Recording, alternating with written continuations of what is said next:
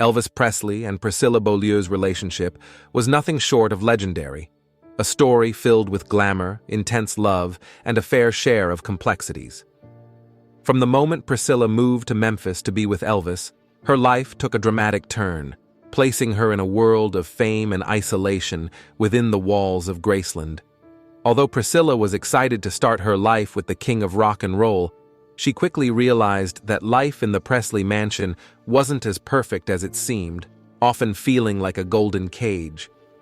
One particular night, Elvis's legendary temper took center stage when he caught Priscilla having an innocent conversation with one of the few people she considered a friend. This moment revealed a side of Elvis many wouldn't expect, the extent of his jealousy and possessiveness, not only of his career and image, but also of the people closest to him. What could have driven such an outburst? Was it insecurity, fear, or something deeper? This story sheds light on a rarely seen side of the rock icon, showing just how tightly he tried to control everything around him, especially the love of his life. Number 6. Life at Graceland. Priscilla Beaulieu's move to Memphis was a romantic leap that many young women could only dream of, leaving her family and her entire life behind to be with the king of rock and roll. Elvis had swept Priscilla off her feet during his time in Germany, and the promise of a life together in America was too irresistible to pass up. At just 17 years old, Priscilla packed her bags and made her way to Graceland, stepping into a world filled with glitz, glamour, and a touch of mystique. The excitement of being reunited with Elvis in his iconic home seemed like the beginning of a fairy tale, one that she believed would be filled with love, adventure, and a chance to share in Elvis's incredible life. However, the reality of living at Graceland soon started to diverge from the dream she had in mind. Once settled into the sprawling mansion, Priscilla quickly found herself alone in ways she hadn't anticipated. The house was vast, filled with people, yet it felt oddly empty for her. Elvis was frequently away, busy filming movies, performing on tour, and attending to his relentless career demands. Priscilla was left behind in the fortress-like mansion, surrounded by security and staff, but with no genuine companionship.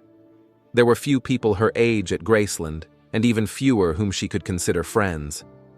The isolation began to take its toll, turning the mansion that was supposed to be a home into a gilded cage. With Elvis gone for long stretches of time, Priscilla felt like she was living in a state of constant waiting for Elvis to return, waiting to be allowed a semblance of a normal life. It became increasingly clear that her role was not that of a partner with equal freedom, but as someone who was meant to stay within the confines of Elvis's carefully controlled world. Adding to her growing loneliness was the strict control Elvis exerted over every aspect of her life, especially when it came to the people she could interact with. Despite the mansion being filled with Elvis's friends and employees, many of whom were members of the so-called Memphis Mafia, Priscilla's social options were severely restricted. She could share light conversation or exchange pleasantries, but forming any close bonds was out of the question. Elvis made it clear that while these people were around, they were not meant to be her confidants or friends. Priscilla was, in his eyes, supposed to be his and his alone, and he often reminded her that she was his girl, never letting anyone, including Priscilla herself, forget that fact. This strict boundary extended to everyone at Graceland, creating an atmosphere where Priscilla was constantly watched and subtly warned not to cross any lines. The control Elvis held over her wasn't just about loyalty.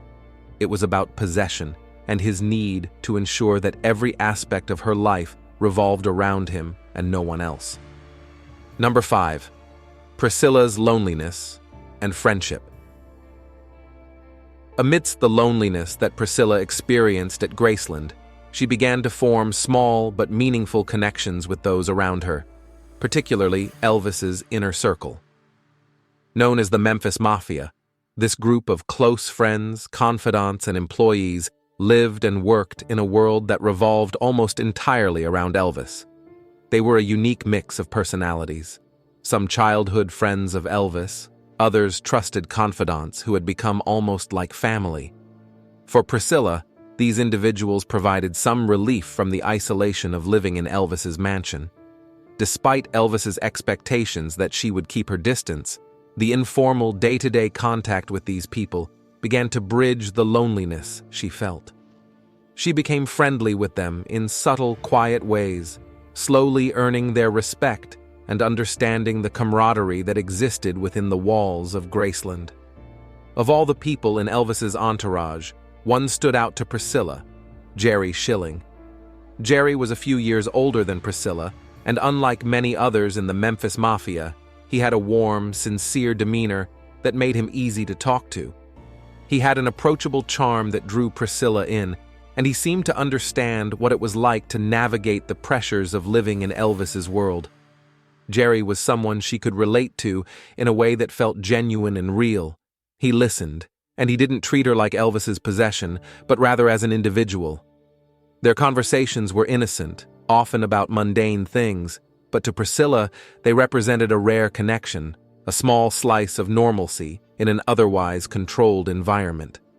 For the first time in a long while, she felt like she had a friend who understood her situation, and it was a comfort that gave her a much-needed sense of companionship. But this small comfort soon came to an abrupt end. One evening, Elviss found Priscilla and Jerry talking alone, and what should have been a harmless conversation turned into a major confrontation.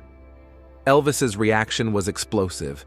He was immediately furious, his temper flaring as he stormed in, ordering Priscilla upstairs with a harshness that startled her. To him, this wasn't just an innocent chat between friends.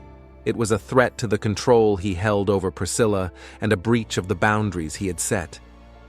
As Priscilla moved away, she heard Elvis's voice rise, lashing out at Jerry with an intensity that was unmistakable. The message was clear. No one was to get too close to Priscilla, and certainly not someone from his trusted circle. Elvis's jealousy, mixed with his deep-seated fears of losing control, led to an angry ultimatum for Jerry: keep your distance or risk everything. After that night, the bond between Priscilla and Jerry was severed, leaving her feeling more isolated than ever and underscoring the possessiveness that governed her relationship with Elviss. Number 4. The Knight Elvis found out.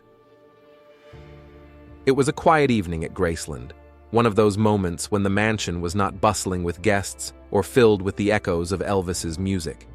Priscilla, who often felt isolated within the grand estate, found a rare chance to talk to Jerry Schilling, a member of Elvis's Memphis Mafia, whom she trusted and felt comfortable with. For Priscilla, this brief exchange with Jerry was a much-needed break from her solitary life.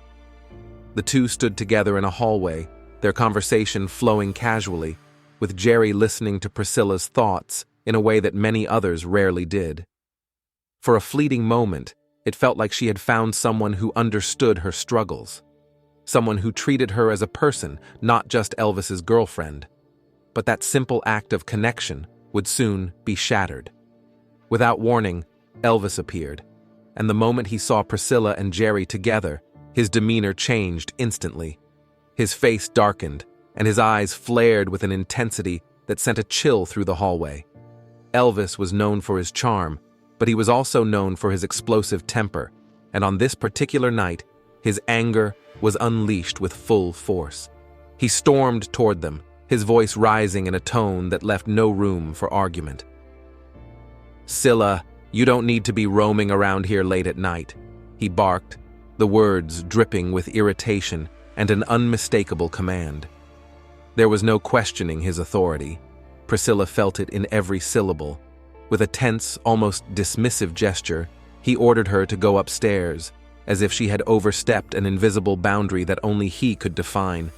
Behind her, she could hear Elviss turn his fury on Jerry. His voice was sharp and threatening, echoing through the hall. "If you want to keep this job, son, you mind your own business. If there's anyone who's going to ask her how she feels, it'll be me. You better mind your own goddamn business." The rage in his words left no doubt. Elviss saw any connection Priscilla formed outside of him as a betrayal, a threat to the control he fiercely guarded. Priscilla's memoir, Elviss and Me, captures the rawness of this moment, the possessiveness that defined Elvis's reaction. His tone wasn't just angry, it was territorial, as if Priscilla was something he owned. For Elviss, it wasn't enough that she lived at Graceland and shared her life with him. He needed to control her every interaction, every relationship, every conversation. He wanted her world to revolve around him entirely, with no space for others to enter. The confrontation that night wasn't just about a conversation between friends. It was about Elvis's unyielding grip on Priscilla's life, a grip that left her isolated and constantly reminded of her place as his girl. After that night, Priscilla and Jerry's relationship changed forever. They avoided each other, both knowing that the boundaries had been drawn with absolute clarity. Elvis's reaction had left a scar, one that made it clear to Priscilla that her freedom, even in terms of simple friendships, was always at the mercy of his approval. Number 3. Elvis's concerns about loyalty. Elviss Presley had a deeply ingrained sense of possessiveness when it came to his relationships, especially with Priscilla. To him, fidelity wasn't just a virtue, it was a mandate, something he demanded with unflinching intensity from the women he was involved with. He made it clear to Priscilla from the beginning that loyalty was not negotiable. She was expected to be unwaveringly devoted to him, her every thought and action aligned with his. Elviss wanted absolute assurance that she was his and his alone, and he wasn't shy about reinforcing this expectation. He would often remind her that her place was beside him, both physically and emotionally, and that her loyalty was the most important aspect of their relationship. This possessiveness extended to the point where Priscilla's interactions with others were tightly monitored and controlled. Any hint of independence or connection beyond Elvis's grasp was seen as a threat to the fidelity he valued above all else. The irony in Elvis's demands for loyalty lay in his own inability to adhere to those same standards. While Priscilla was expected to be faithful, Elvis's actions frequently contradicted the principles he held her to. Throughout their relationship, Elviss maintained a wandering eye, often flirting with and even becoming intimately involved with other women. His infidelity wasn't a secret to Priscilla. She could sense it in the way he interacted with women around him, his playful banter and lingering glances betraying the exclusivity he preached. In her memoir, Priscilla mentioned how she feared Elviss wasn't always faithful, despite his constant insistence on her loyalty. The double standard was undeniable. Elviss demanded what he could not give, and the weight of his expectations hung heavily over Priscilla. It created a dynamic that was inherently unbalanced, one where she had to navigate his jealousy while suppressing her own growing insecurities. From Priscilla's perspective, the constant tension surrounding loyalty made her relationship with Elviss exhausting and emotionally draining. She lived in a state of uncertainty, always conscious of the line she wasn't allowed to cross, yet fully aware that Elviss himself frequently blurred those same boundaries. The mixed signals left her feeling isolated and on edge, constantly trying to meet expectations that even Elviss didn't follow. She loved him deeply, but the fear of disappointing him or inciting his jealousy kept her in a perpetual state of self-monitoring. Her every move was scrutinized, her friendships limited, and her life tightly bound to Elvis's whims. This possessiveness, combined with the knowledge of his infidelities, eroded the trust between them and sowed seeds of doubt that were impossible to ignore. For Priscilla, loving Elviss meant sacrificing her own needs for freedom and connection, all while carrying the unspoken fear that her loyalty would never be truly reciprocated. Number 2. The aftermath for Priscilla and Jerry. The incident with Jerry Schilling left an indelible mark on Priscilla's relationship with him. After that explosive confrontation with Elviss, the dynamic between Priscilla and Jerry changed completely. What had once been a rare and comforting friendship was now tainted by fear and an unspoken understanding that Elvis's wrath was not to be triggered again. From that night onward, Priscilla and Jerry avoided each other, carefully ensuring that they never found themselves alone together again. Their conversations became fleeting, limited to polite exchanges, each of them keenly aware of the invisible line Elviss had drawn. For Priscilla, this meant another door of connection had been slammed shut, and for Jerry, it meant towing a line that could cost him not only his job, but also his place within Elvis's trusted inner circle. The incident was a stark reminder that any closeness beyond what Elviss permitted was forbidden territory. Elvis's control over Priscilla didn't just isolate her from Jerry, it gradually affected every relationship she had. His tight grip over her social interactions meant that any potential friendship was scrutinized and, more often than not, stifled before it could develop. Living in Graceland became an experience of constant monitoring, where Priscilla had to think twice about every word, every glance, and every moment she shared with those around her. The isolation took a toll on her mental state, leaving her increasingly dependent on Elviss for emotional support. She wasn't just alone in a mansion filled with people. She was alone because of the constraints Elviss placed around her, turning the very people who could have been a support system into yet another reminder of her limited freedom. The incident with Jerry amplified her sense of loneliness, making her feel even more like a captive within the walls of Graceland, where her actions were dictated by Elvis's mood and his ever-present need for control. This incident was a reflection of Elvis's general attitude toward those in his life, an attitude shaped by his desire to maintain complete control over everyone and everything around him. He expected unwavering loyalty, but more than that, he wanted to ensure that his presence was the central force in the lives of those close to him. The boundaries he set weren't just about protecting his relationship with Priscilla, they were about reinforcing his dominance over his inner circle. Whether it was his employees, friends, or even his romantic partners, Elviss needed to be the focal point, the one around whom everyone else revolved. The incident with Jerry showed that even a simple friendly conversation could be seen as a threat to his authority. It was a clear message to everyone in his orbit. Any attempt to form bonds outside of his influence was not just discouraged, but punishable. In this way, Elvis's possessiveness went beyond romantic jealousy. It extended to every relationship he encountered, ensuring that the spotlight remained solely on him, and that everyone else played only the roles he allowed them to. Number 1. Working for Elviss. Jerry's experience. Working for Elviss Presley was an experience like no other, one that demanded absolute dedication and required the kind of loyalty that went beyond the usual expectations of a job. For those in Elvis's entourage, the famed Memphis Mafia, working for the king meant being part of an all-encompassing lifestyle where personal boundaries and regular work hours simply didn't exist. The men who surrounded Elviss were more than just employees. They were friends, confidants, and companions who lived under the constant expectation that they would be available at a moment's notice. Whether it was for a late-night movie marathon, a sudden road trip, or even just to keep him company during sleepless nights, they were at his beck and call, day and night. Being part of Elvis's inner circle meant that their lives revolved entirely around his schedule, his desires, and his moods. It was a demanding existence, where the line between personal life and professional duty blurred completely. Priscilla, who witnessed this dynamic firsthand, often described how grueling it was to be part of Elvis's world.